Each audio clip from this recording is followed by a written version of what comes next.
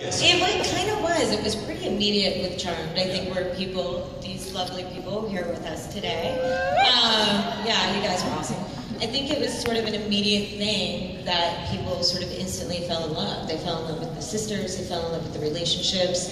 And I think it started building at that point. And then it just got stronger for the rest of the 8 seasons. Yeah. Would you agree with that, Helen? I think it was when Brian came on.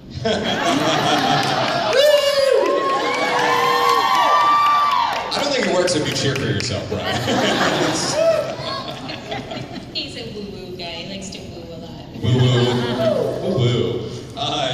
It's sort of a random fan question. This week we have, happening at the same time, Ohio Comic-Con, there's a Ouija board expert, a guy that is super into Ouija boards. He's got a bunch of antique Ouija boards. And some people are walking by and freaking out and running away from these Ouija boards when they see them. Of course, you guys played with one, I think in the pilot, and it became kind of a recurring item on the show.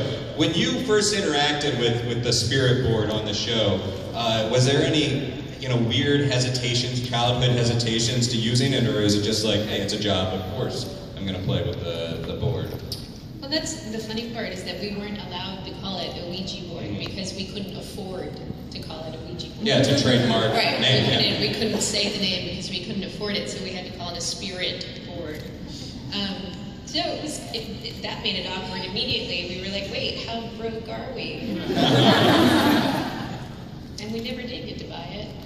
Never saying happy birthday to anybody either. No, that's expensive. Yeah, happy birthday is actually quite expensive to sing, so don't anyone sing it in here. I mean, just kind of going on that, did you have any, Shannon, any thoughts on the spirit board or the Ouija board? Because some people are very superstitious about this thing. I just thought it was a board. That's it. It was just a board. Ours was a good-looking board, though. Yeah. It was a nice piece of wood. It was pretty, but definitely wasn't like superstitious about it. Yeah. I think it was mahogany. Yeah. Cool. All right, where are our questions over here? Hi there. Hi. I was just wondering, when Harry Potter came out, everybody kind of freaked out about the whole wizard witchcraft deal, which I think is ridiculous. I was just wondering if you guys ever got any flack, any people that weren't too thrilled with the whole witchcraft aspect of the show. Right. There was a lot of Wiccans that were not happy with what we were doing, whether it was because it was too accurate or not accurate enough. So there was really no making anybody happy, and we had experts, we had resident experts, we had a demon expert. Am I elbowing you? I'm sorry. Well, if you just move over a little. No, that's not what I meant. We did. We had experts, and we tried to keep it as real and not offensive as possible at the same time. But it was tough to make everybody happy.